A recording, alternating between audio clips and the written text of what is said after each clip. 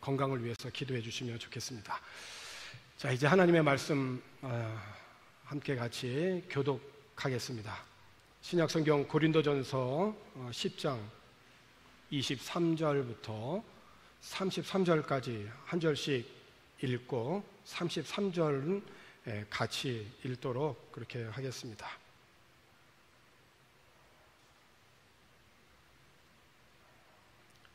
고린도전서 10장 23절로 33절 제가 먼저 읽습니다.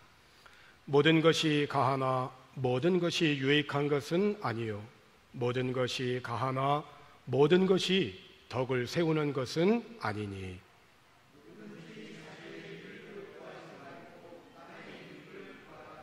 무릇 시장에서 파는 것은 양심을 위하여 묻지 말고 먹으라.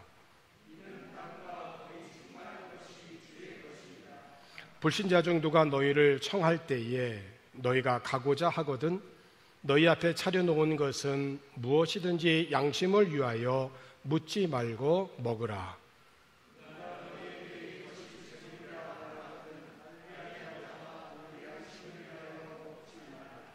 내가 말한 양심은 너희의 것이 아니요 남의 것이니 어찌하여 내 자유가 남의 양심으로 말미암아 판단을 받으리요.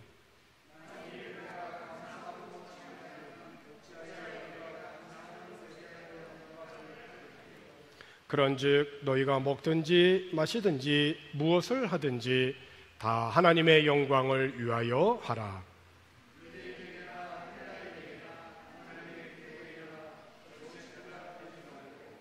나와 같이 모든 일에 모든 사람을 기쁘게 하여 자신의 유익을 구하지 아니하고 많은 사람의 유익을 구하여 그들로 구원을 받게 하라. 아멘. 오늘 본문에 있는 이 말씀은 이제 막 신앙생활을 시작하신 분들에게는 거리감이 있는 말씀일 것입니다. 그러나 우리들의 신앙생활이 날마다 자라가서 결국은 본문의 말씀처럼 살아가야 할 것이기 때문에 초신자나 이미 오래전부터 신앙생활을 하신 분이라 할지라도 우리들의 신앙생활의 기초를 다시 한번 점검하고 우리의 믿음이 하나님의 말씀 위에 굳게 서서 하나님께 영광이 되는 은혜가 있기를 주의 이름으로 권합니다. 31절에 있는 말씀에서 그런즉 너희가 먹든지 마시든지 무엇을 하든지 다 하나님의 영광을 위하여 하라고 하였습니다.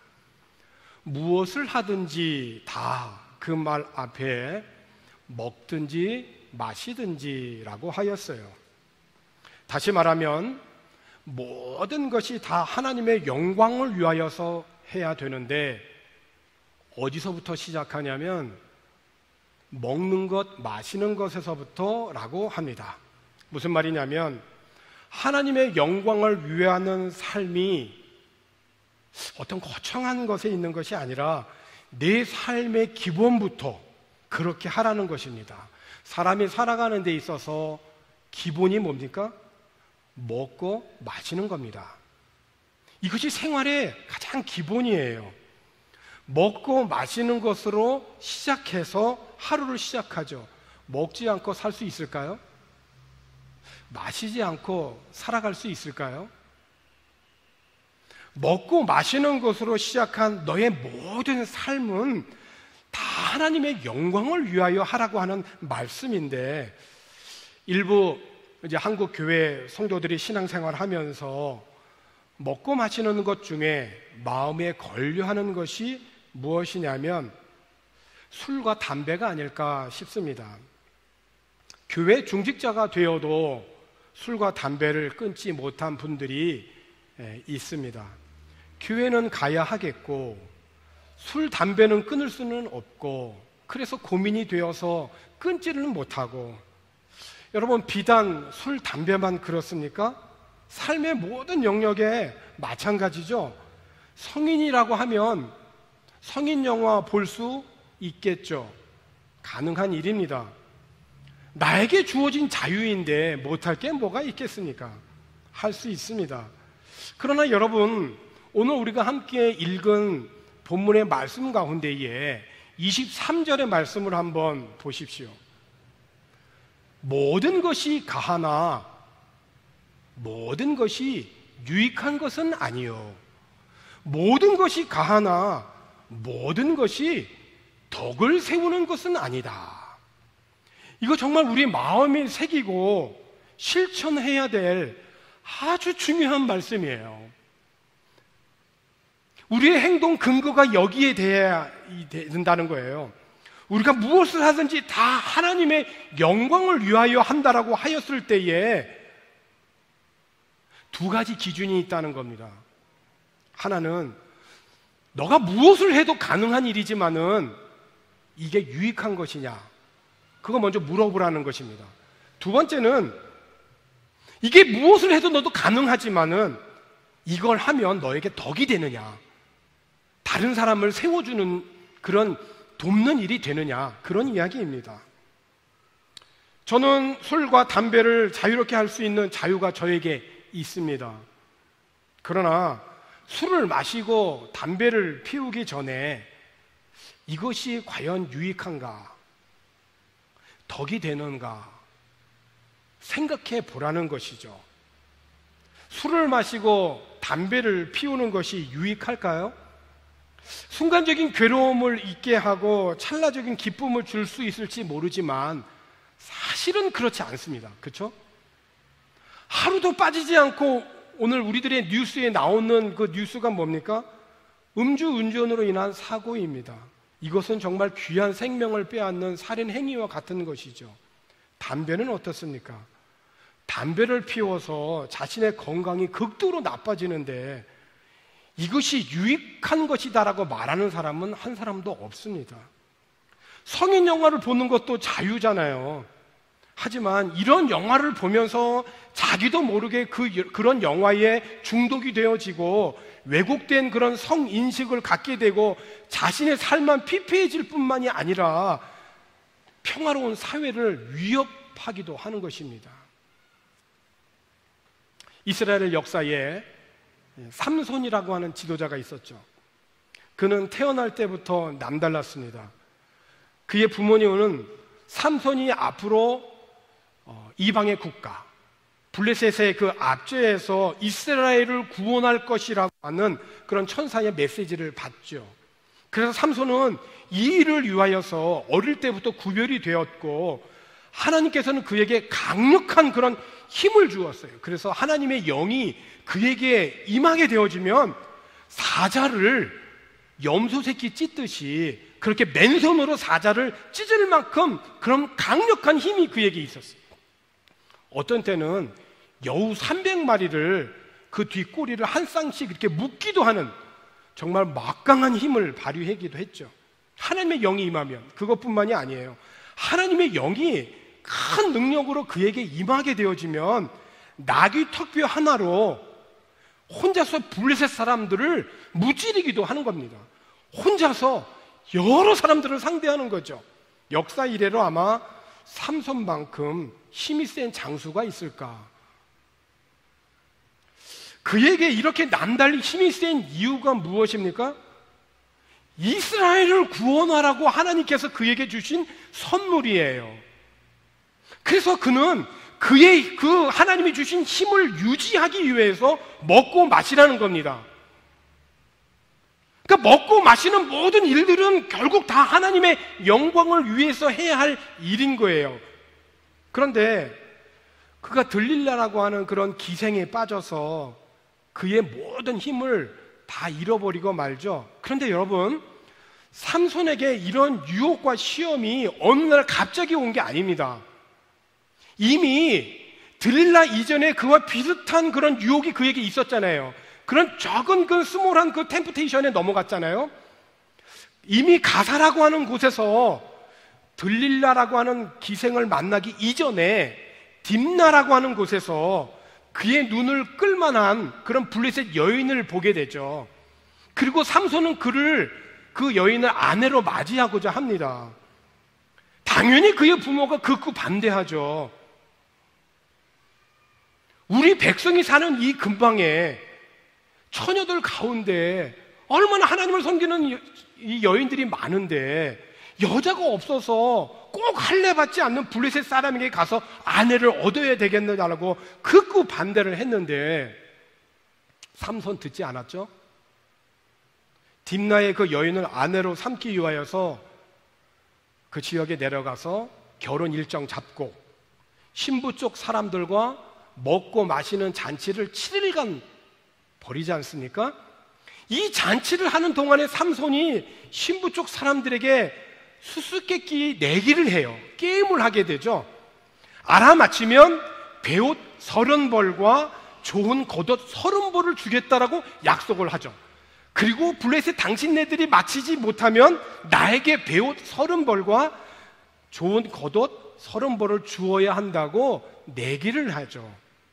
그런데 신부 쪽 사람들이 아무리 궁리를 해도 도대체 삼손이 낸 이 수수께끼를 맞출 수가 없는 거예요. 그래서 어떻게 합니까? 신부를 위협을 하죠.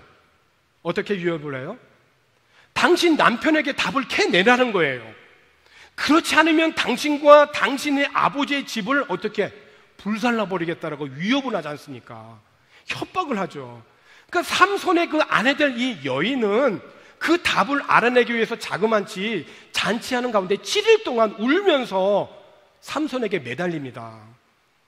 그리고 결국 7일째 삼손으로부터 답을 얻게 되어지죠.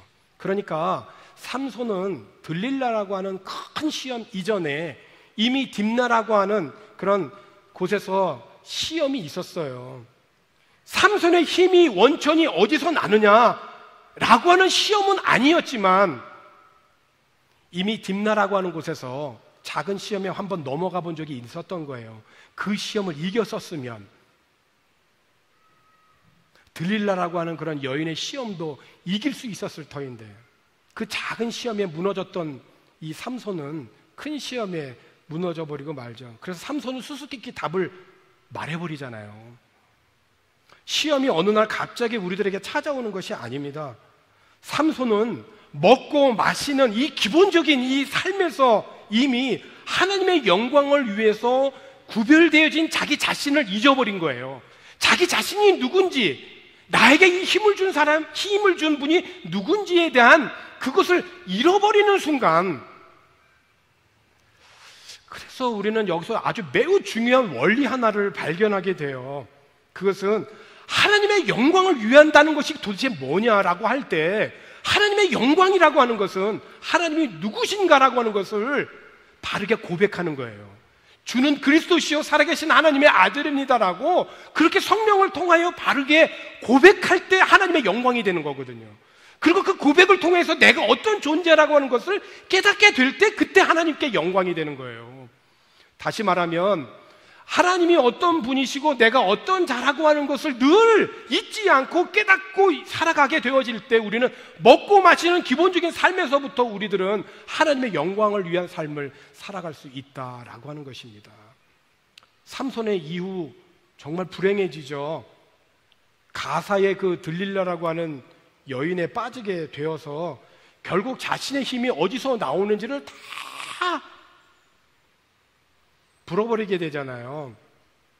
하나님의 영이 임했을 때는 하나님의 백성을 괴롭히는 그런 블레셋 사람들을 용감하게 혼자서도 수백 명을 무찔렀던 장수였는데, 그래서도 전혀 밀리지 않았던 삼손이었는데 하나님의 영이 그에게 떠나니까 그렇게도 힘이 센 삼손 온데간데 없고 어떻게 됩니까? 블레셋의 놀이개감이 되어져요. 최후가 어떻게 됐죠? 삼손? 두 눈 뽑히죠? 앞을 보지 못하는 장애인이 됩니다. 얼마나 답답하겠어요. 그리고 이방인들 앞에서 자기를 부리는 그런 조롱거리가 되고 말아요.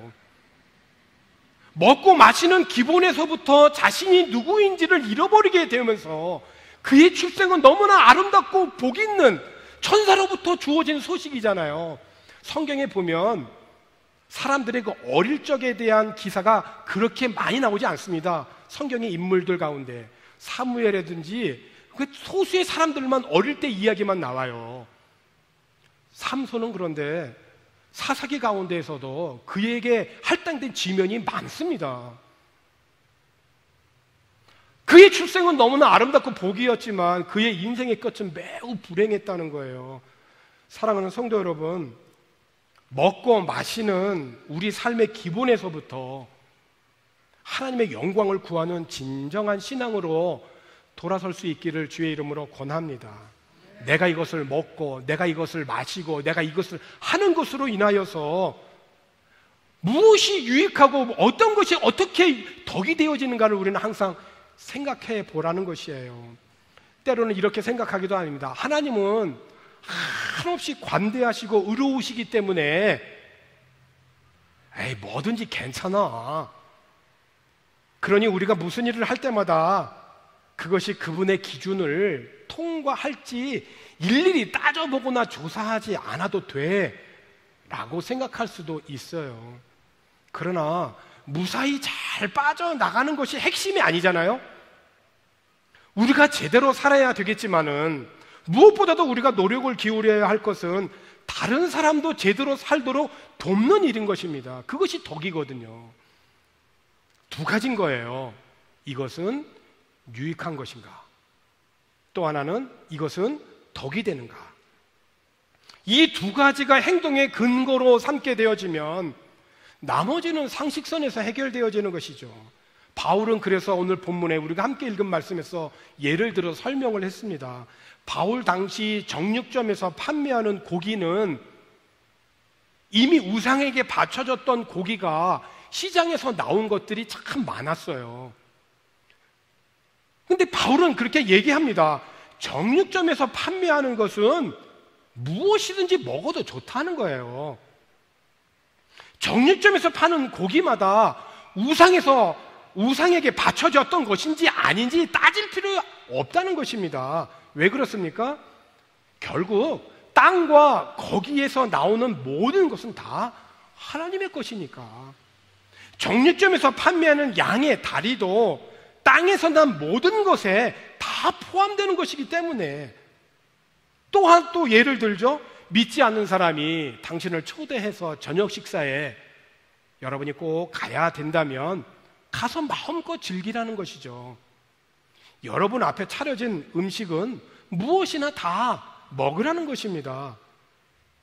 그러니까 여러분을 초대한 그런 사람에게 차려진 음식마다 이 음식이 윤리적으로 깨끗한 것인지 일일이 다 추궁하듯 묻는다라고 한다면 그것은 예의에 어긋난 행위이고 바람직한 영성도 아니라고 그렇게 말하죠.